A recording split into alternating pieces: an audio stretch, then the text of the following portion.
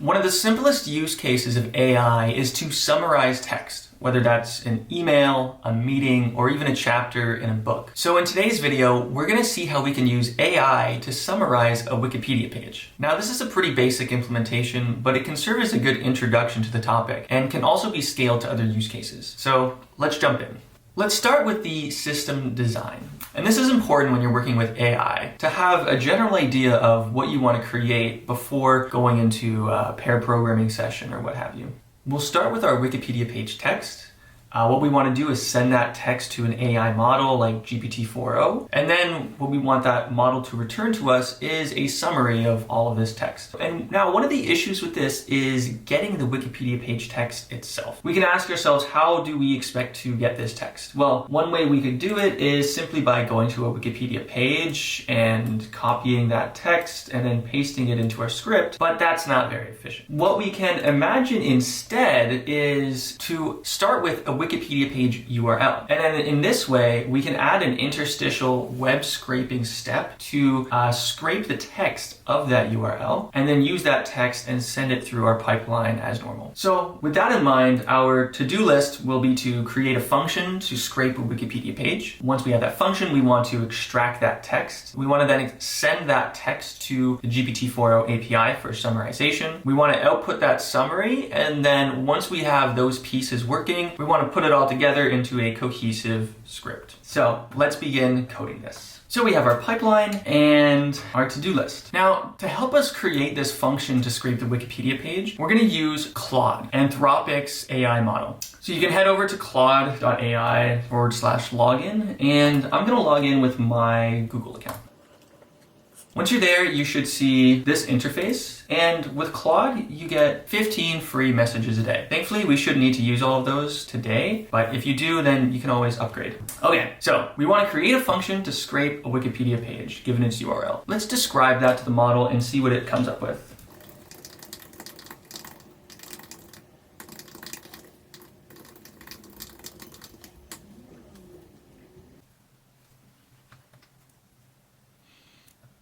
Okay, so then it's given us this function here, and let's try pasting that into our Google Colab notebook. So let's read through it as well. So we import some libraries, looking good. We scrape Wikipedia, well, that's the name of it. We verify it to Wikipedia URL, makes sense. Send a request, raise an exception. If it's valid URL, then we assign it to the soup object.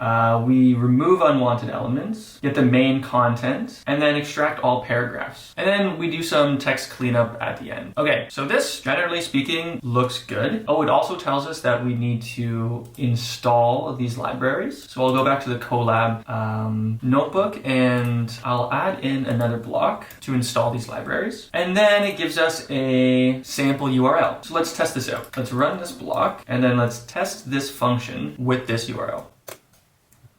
Okay, great. So it seems that it's provided us with a valid URL. And if we wanted to, we could open this up in a new tab and just check what this Wikipedia page is like. And then it seems to be printing the text. Okay. Now, one thing about this is that we're extracting text from all the paragraphs. But if you look at this article, you'll find that sometimes we have lists. And in fact, if we inspect this object, we can find that the text within this list is not wrapped in a p tag, a paragraph tag, but rather it's in a list, an li, which is within a ul tag. So let's go back to Claude and say, that's great, but how can we just get all the text in this main section?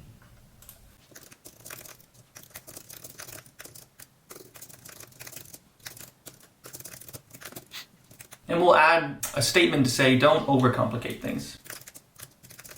Because we want things to be simple. Okay, so it provided us with a new function, and then it actually even explained what changes it made. So instead of finding all p tags, it just found all text. So let's paste that new function in.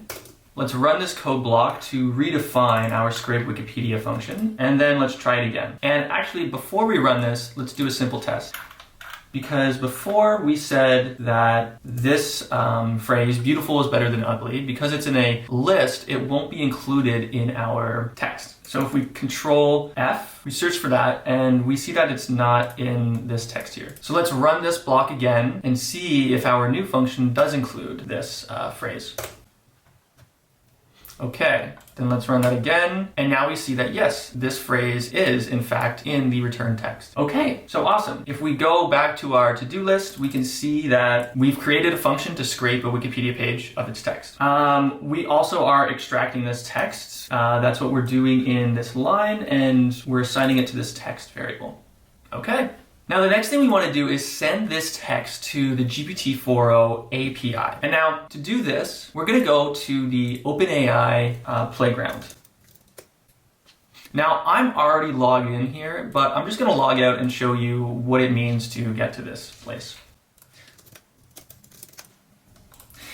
So head to the OpenAI developer platform and you'll get to this screen here. Now, if you already have an account, log in, otherwise sign up and go through the normal flow. I already have an account, so I'm gonna log in. I'm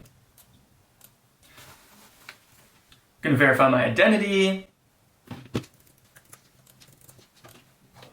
And now we're here. Once you're logged in, if you go to the top right corner, go to the Playground tab. And this is where you'll interact with OpenAI's models. Now, in order to interact with these models, you do need to have credits on your account. And to quickly show what that means, you can go to the settings and go to billing. And if it's your first time signing up, you might have free credits already, in which case, amazing. If not though, you can add a payment method to hook up your credit card or your debit card, or you can preload your account with credits. You can preload it with $5 or whatever have you. Why this is important is because these models are pay per use. So you pay whenever the model generates text, and there's not really a way around this. So that's just the way the cookie crumbles. Okay, so we're in the playground, and let's remind ourselves, we want to send this text to GPT-4o and obtain a summary. So in the playground, let's give some instructions to our model. Let's tell it that it is a Wikipedia summarizer, and we want it to summarize text. So let's say,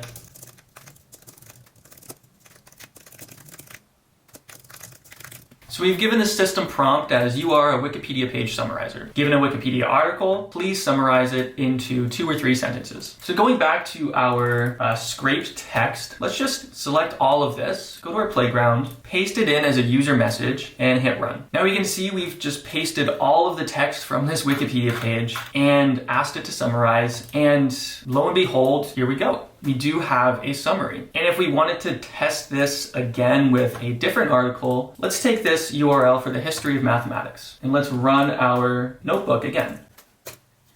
So we run it. Seems like our scrape Wikipedia function is working. Let's select all of that, head back to the playground, paste that in, run, and here we go. We have the AI giving us a summary. So at this point, we want to take this from the OpenAI playground into our notebook. So how do we do that? Let's delete this last assistant message. And the great thing about the OpenAI playground, and a lot of similar playgrounds as well, like Gemini or Anthropic, is that they make this step really easy. In the top right-hand corner here, you have this code button. You can click that code button and you can select your programming language. It's already in Python, which is fortunate because that's what we're using. And we can see this is the structure of the API call. So we're going to copy this code in, head back to our notebook, and paste that there. And if we try running this, for example, let's see what happens. Okay. So we get an error. We get this API key client option must be set, yada, yada. Basically what this means is that we haven't set our API key. And so when we run this code, OpenAI doesn't know that it's our account trying to access their API. So in order to fix this, we need to define an API key. To do so, we can head back to the OpenAI playground. In the top right-hand corner here, we can go to Dashboard, open that in a new tab. On the left-hand side of the dashboard, go to API keys, and then let's create a new API key. We'll call this, my test key. That's a good one. So we're going to create this API key. And at this point, it's always good practice for you to store this key, because once you generate it, you won't be able to see it again. So copy and paste this into a text file in a password protected folder or what have you. But keep it for safekeeping. For our purposes, I'm just going to copy this and paste it into our notebook. But usually this is not how you would do things. You want to keep your API keys secret or protected. Okay, so I've defined our API key as that variable, and then when we set up our client, I want to set up our client with this key. So I'm going to say API key is equal to API key, and then let's try running this code block again. Okay, we can see, and it has successfully run. Nothing has been printed though, so let's try printing this.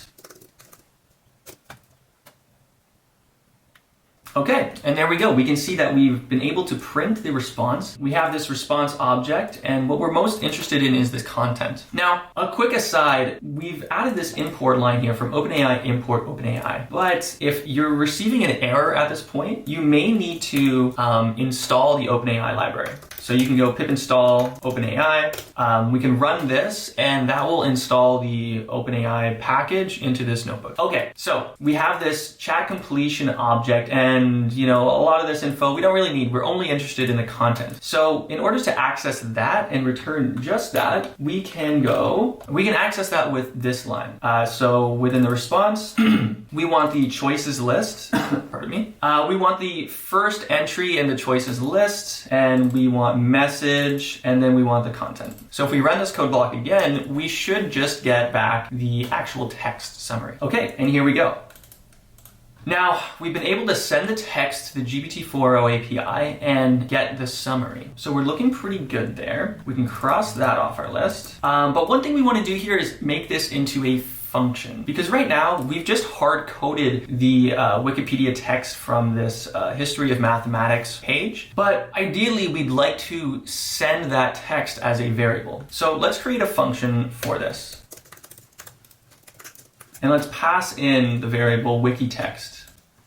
We'll indent that, and then in this text portion, we can simply use it as wiki text. And then instead of printing the response, let's return this response. And so in this small change, what we've done is we've said, we've generalize this to create a function that accepts text, and we send this Wikipedia text to this function and outputs the summary. So we'll define this. Let's run this code. We won't get a response because we haven't sent anything yet. We're just defining the function. And then down here, what we can do now is let's copy this example. Remember, this code block gives us the text from a Wikipedia page and assigns it to the text variable. So let's go down here, and instead of printing the text, let's say the summary is equal to get summary of the text. And then we can print the summary. And at this step, we're calling the API, and here we go. So now we have the summary of this Wikipedia page. So it seems like we've got it all together. We've outputted the summary, we're sending it, we're extracting it. So now let's clean up this notebook and put it all together. Okay, so in order to clean it, let's put this package install up there. We can delete this. Let's put all of our imports as well into a new code block to make things cleaner. Let's also put our import OpenAI and then set up our OpenAI client in this block as well. Let's delete this.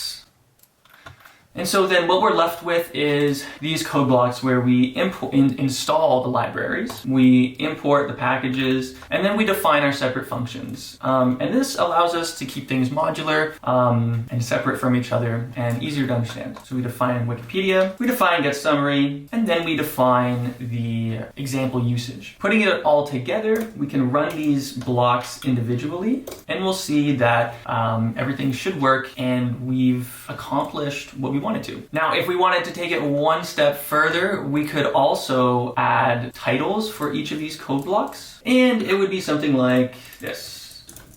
I'll just go ahead and do that here. Now I have these descriptions already created, but if you wanted to, you could even just ask Claude to generate them for you. Just keep them concise and understandable. Okay, so there we have it. We have successfully completed this pipeline where we obtain a URL, we scrape that URL for text, and then we send that text to a large language model for a summary. Our final notebook looks like this with proper headings, descriptions, modularity, and you can even test it with a Wikipedia article of your choice. You can see, let's try Mesopotamia, copy that URL in, and we should get a summary for Mesopotamia. There we go. And there you have it, a script that can take in a Wikipedia page and summarize its content using an AI model. And now this can actually be extended to any website that is scrapable with the Beautiful Soup library. All you would have to do is likely change how you define your elements, and in particular this main content div, to fit that website structure. And then from there, it mostly works in the same manner. You may also have to change the system prompt to not be a Wikipedia page in particular, but suit your own use case. But in general, the same sort of rules apply.